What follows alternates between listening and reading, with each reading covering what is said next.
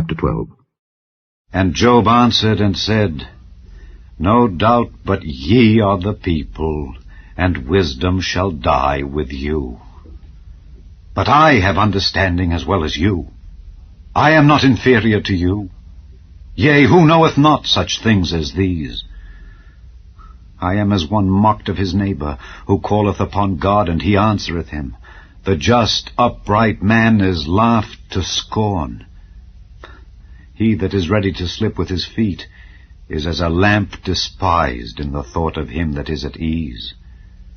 The tabernacles of robbers prosper, and they that provoke God are secure, into whose hand God bringeth abundantly. But ask now the beasts, and they shall teach thee, and the fowls of the air, and they shall tell thee.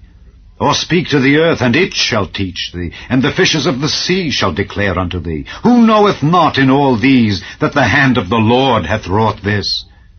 In whose hand is the soul of every living thing, and the breath of all mankind? Doth not the ear try words, and the mouth taste his meat? With the ancient is wisdom, and in length of days understanding. With him is wisdom and strength. He hath counsel and understanding. Behold, he breaketh down, and it cannot be built again. He shutteth up a man, and there can be no opening. Behold, he withholdeth the waters, and they dry up. Also he sendeth them out, and they overturn the earth. With him is strength and wisdom. The deceived and the deceiver are his. He leadeth counselors away spoiled, and maketh the judges fools. He looseth the bond of kings, and girdeth their loins with a girdle. He leadeth princes away spoiled, and overthroweth the mighty. He removeth away the speech of the trusty, and taketh away the understanding of the aged. He poureth contempt upon princes, and weakeneth the strength of the mighty. He discovereth deep things out of darkness, and bringeth out to light the shadow of death. He increaseth the nations, and destroyeth them. He enlargeth the nations, and straiteneth them again. He taketh away the heart of the chief of the people of the earth, and causeth them to wander in a wilderness where there is no way. They grope in the dark without light, and he maketh them to stagger like a drunken man. Chapter 13. Lo, mine eye hath seen all this, mine ear hath heard and understood it. What ye know, the same do I know also. I am not inferior unto you. Surely I would speak to the Almighty, and I desire to reason with God. But ye are forgers of lies, ye are all physicians of no value. Oh, that ye would altogether hold your peace, and it should be your wisdom. Hear now my reasoning, and hearken to the pleadings of my lips. Will ye speak wickedly for God, and talk deceitfully for him? Will ye accept his person? Will ye contend for God? Is it good that he should search you out? Or as one man mocketh another, do ye so mock him? He will surely reprove you, if ye do secretly accept persons. Shall not his excellency make you afraid, and his dread fall upon you? Your remembrances are like unto ashes, your bodies to bodies of clay. Hold your peace, let me alone that I may speak, and let come on me what will.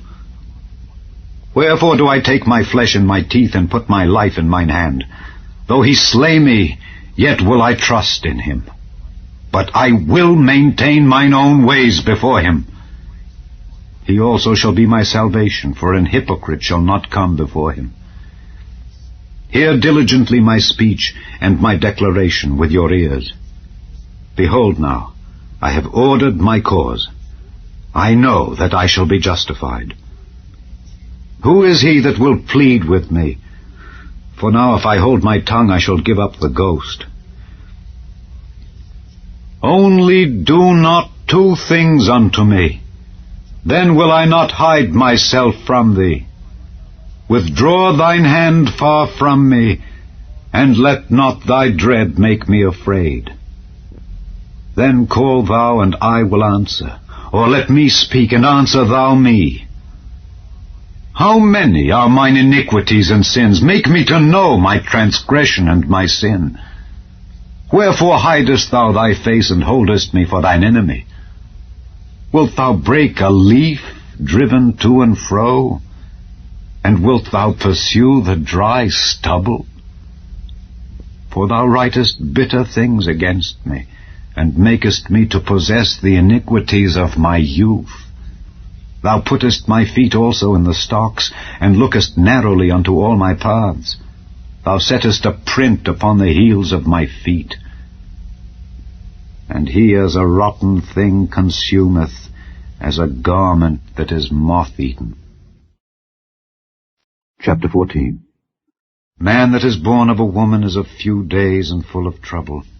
He cometh forth like a flower, and is cut down. He fleeth also as a shadow, and continueth not. And dost thou open thine eyes upon such an one, and bringest me into judgment with thee?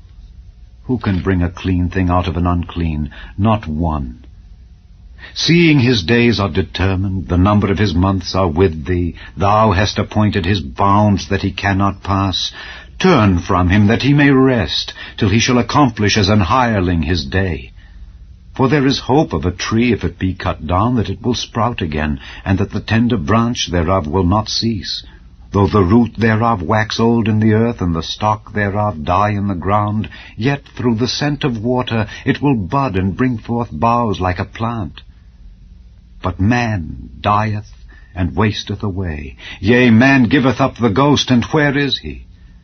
As the waters fail from the sea, and the flood decayeth and drieth up, so man lieth down and riseth not. Till the heavens be no more, they shall not awake, nor be raised out of their sleep. Oh, that thou wouldest hide me in the grave, that thou wouldest keep me secret until thy wrath be past, that thou wouldest appoint me a set time, and remember me. If a man die, shall he live again?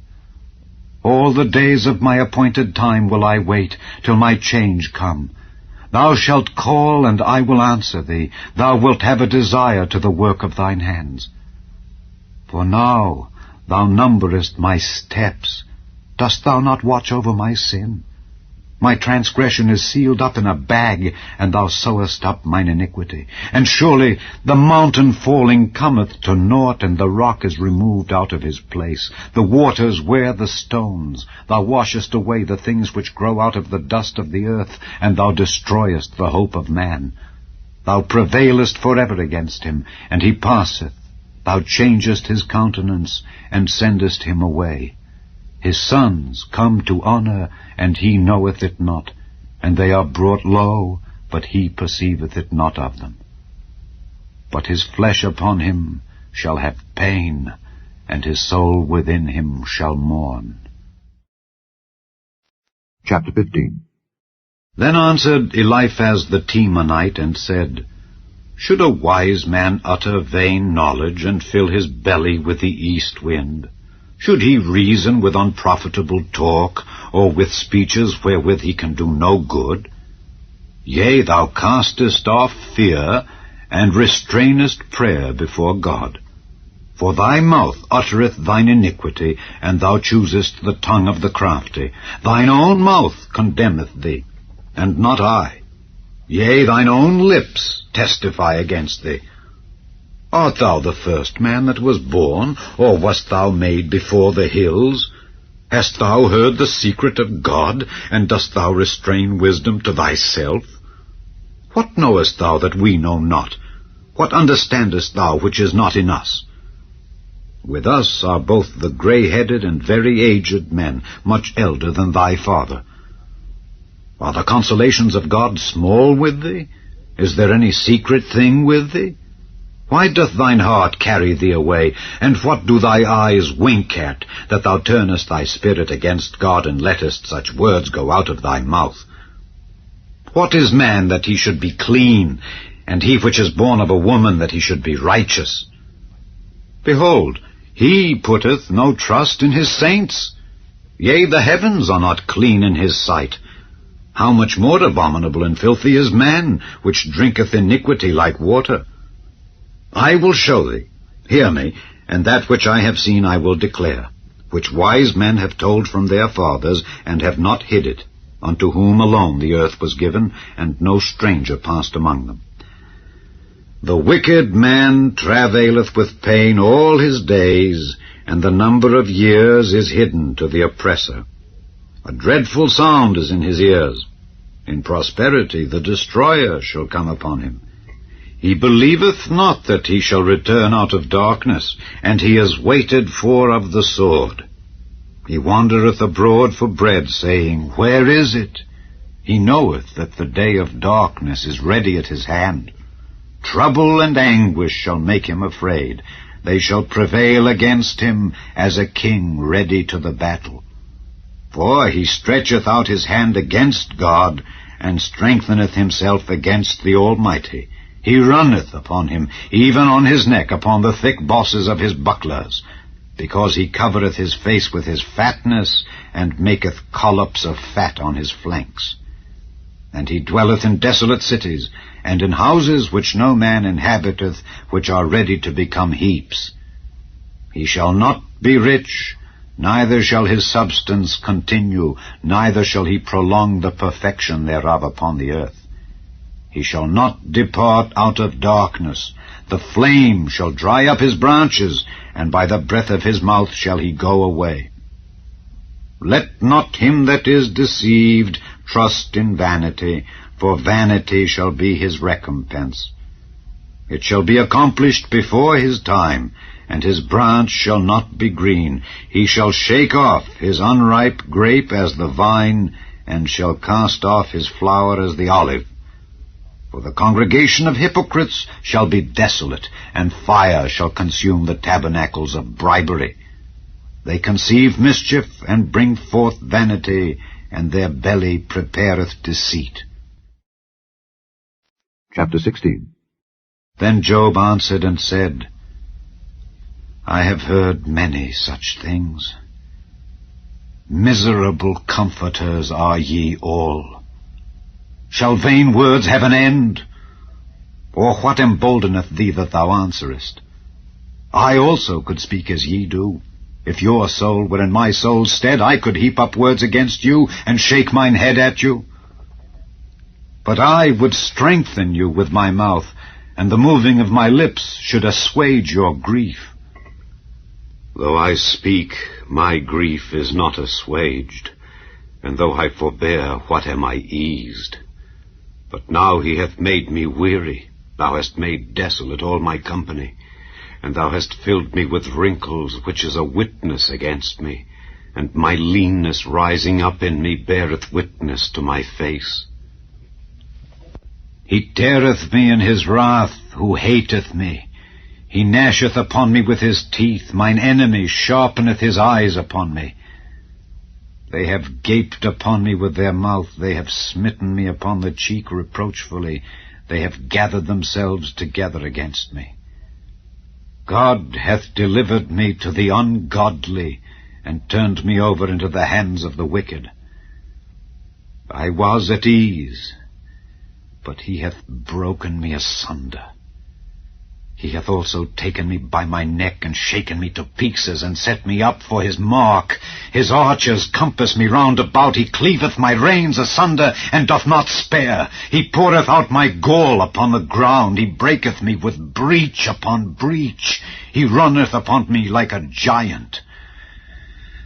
I have sewed sackcloth upon my skin, and defiled my horn in the dust. My face is foul with weeping, and on my eyelids is the shadow of death. Not for any injustice in mine hands. Also my prayer is pure. O earth, cover not thou my blood, and let my cry have no place. Also now, behold, my witness is in heaven, and my record is on high. My friends scorn me, but mine eye poureth out tears unto God. Oh, that one might plead for a man with God, as a man pleadeth for his neighbor. When a few years are come, then I shall go the way whence I shall not return.